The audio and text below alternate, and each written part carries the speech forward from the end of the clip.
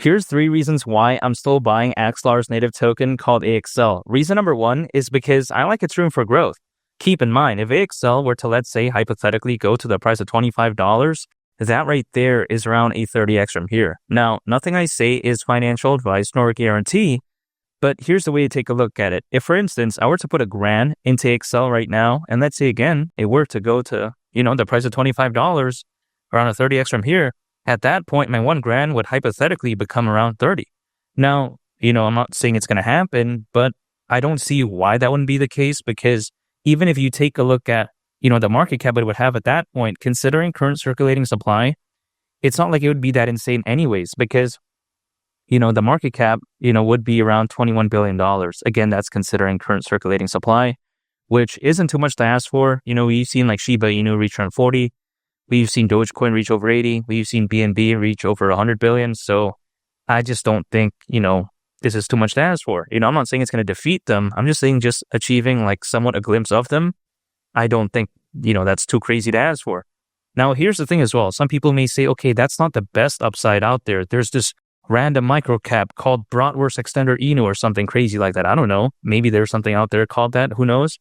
They may think that something like this could do like a 1000x to 1000x or just like any random microcap, right? A random meme coin, maybe it could do that, but then the risk is so high.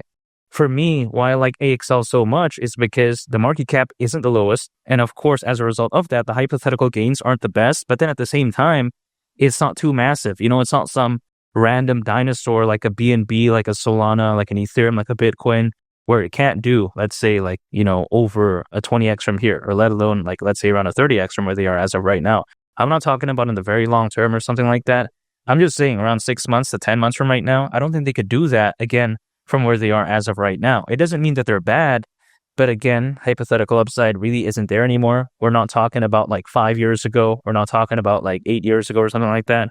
We're talking about as of right now, which is why I do believe that AXL does perfectly fit the bill. It's not something that's too overly risky in my opinion, but not a dinosaur either, where it feels a little bit too safe and boring. I'm not saying that anything's safe, because of course there's always going to be risks, associated with this type of stuff, of course, and with anything in my opinion. But even besides that point, the way to take a look at it is that AXL, again, it does perfectly fit what I'm looking for, because I'm not looking for a microcap, but I'm not looking for a dinosaur either. And I think, again, AXL is the right choice for me. Now, with that being said, though, some people may think that, okay, AXL can't go to the price of $25. And when I ask them why, sometimes they say, oh, the fundamentals are complete caca. Well, I disagree with that, actually. And this actually brings me to my second point, which is why I'm still buying AXL.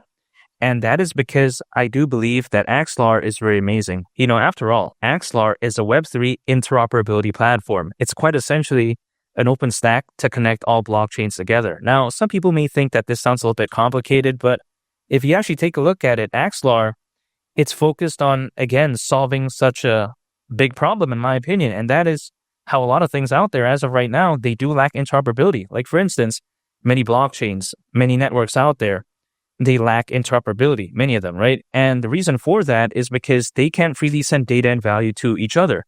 If you take a look at Axelar, it's actually very similar to Polkadot, because they're both focused on this. So if you're familiar with Polkadot, I think you'll, understand better what I'm trying to say here. But even besides that point, just imagine this, right? A very famous example of something that is lacking interoperability is like Bitcoin and Ethereum. They're both very massive, but they can't freely send data and value to each other, which is a very big issue. And by the way, it's not only just them, right? There's many out there. But even besides that point, imagine a real life example. Like, let's say I was using an iPhone, but then I can't text message my friend, let's say, who's using like a Samsung, just simply because we're using a different phone brand. Wouldn't that be such a big problem? That'd be complete caca, in my opinion. Now, of course, that's not an issue, but I'm saying, imagine if it was. That would be a complete no bueno. At least that's the way to take a look at it. And because we're still in this, early stage, in my opinion, when it comes to blockchain technology, of course, there's going to be some problems, right? And of course, again, something like Axelar does step in and save the day quite essentially, because, again, it is focused on, solving, things that do lack interoperability, much like Polkadot. So the way to take a look at it is that it's kind of like a miniature version of Polkadot. But then the amazing thing about AXL is that the market cap is way lower than DOT, right? Which is Polkadot's native token. So I like that.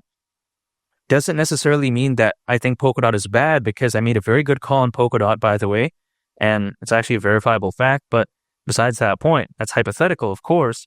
But, Dot has done pretty well ever since I started talking about it. But yeah, besides that point, AXL, I think it could very well be like the next Dot, if that makes sense. I'm not saying it's going to defeat it, but it kind of reminds me of that. And the crazy thing about this whole space is this. These projects that are focused on interoperability, there's not that many good ones. If you really think about it, sure, there's Polkadot, which everyone basically knows. It's very massive, right? Of course, there's Axelar, but really beyond that, the competitors doesn't really seem that dynamic. Sure, there may be, competitors, but it doesn't necessarily mean that there's good ones, or should I say many good ones, right? So I like that when it comes to Axelar. It's a project that's not going to disappear when the fans and hype are gone, because it actually has a good long-term use case. It's not useless, and it's only fair to assume that its adoption will continue to increase. I mean, there's going to be more blockchains, in my opinion, that are going to pop up. It's only natural to assume that more networks, right? So of course, many of them would probably need, interoperability. So something like Axelar, why not? Why can't it be chosen? If there isn't that many good options, I think the probability of it, being selected, I think is naturally very high. And of course, I think a lot of things are going to gravitate towards Polkadot, but you got to think about this, right? Each project, each brand, even in real life, it has its own fans, its own unique selling points. So I don't think Polkadot is going to dominate everything. I think it's going to have a good market share, but I think Axelar is going to have a place as well.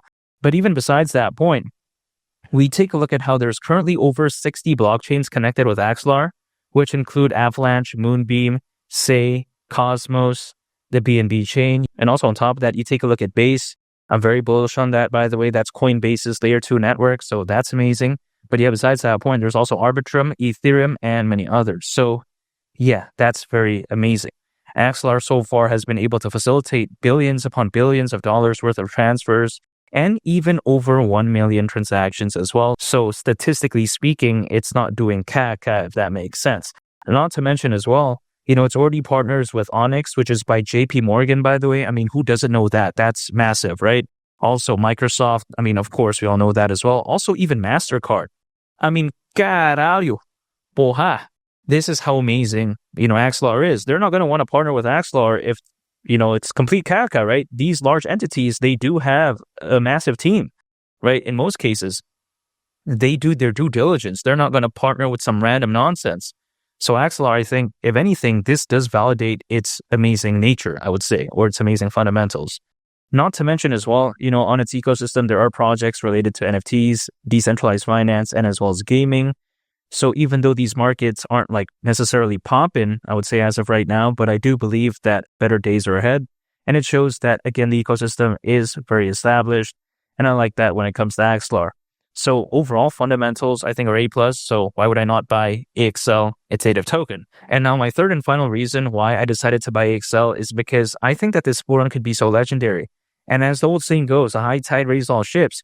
Take a look at the trajectory for Bitcoin. I'm not saying it's going to be smooth sailing all the way to let's say $150,000 or $200,000. There may be pullbacks along the way, but just again, take a look at its trajectory. Take a look at how well Bitcoin has performed over the past year, right? It's done very well in my opinion. So when I take a look at that, also when I combine that with the fact that there's over 600 million crypto owners as of right now, according to Crypto.com research, more than ever before in history. Also, you take a look at the Bitcoin ETF, the Ethereum ETF. I think this bull run could be so amazing. Just imagine 6 months to 10 months from right now, things could be so different. And again, if let's say Bitcoin does very well and the altcoin season is in 5th year, a high tide raises all ships, as the old saying goes, right? If altcoins start doing well, the space is very positive overall in terms of sentiment. I don't see why AXL at that point won't, let's say, go to the price of $25, hypothetically. I'm not saying it's going to happen next week or next month, but let's say in 2025, maybe let's say around 6 to 10 months from right now, I don't see why not, At least that's the way to take a look at it. But even still, despite that, I'm going to still be dollar cost averaging into AXL. I'm continuing to buy anytime I'm in income, holding and just waiting because, again, $25 wouldn't surprise me whatsoever for AXL during this bull run. And those are 3 reasons why I'm still buying AXL and while I'll continue to buy it moving forward. And make sure to subscribe if you gain value from this video. I greatly appreciate it. It's Mali the Captain, and I'll catch y'all on the next one. I'm out. Peace. Bye.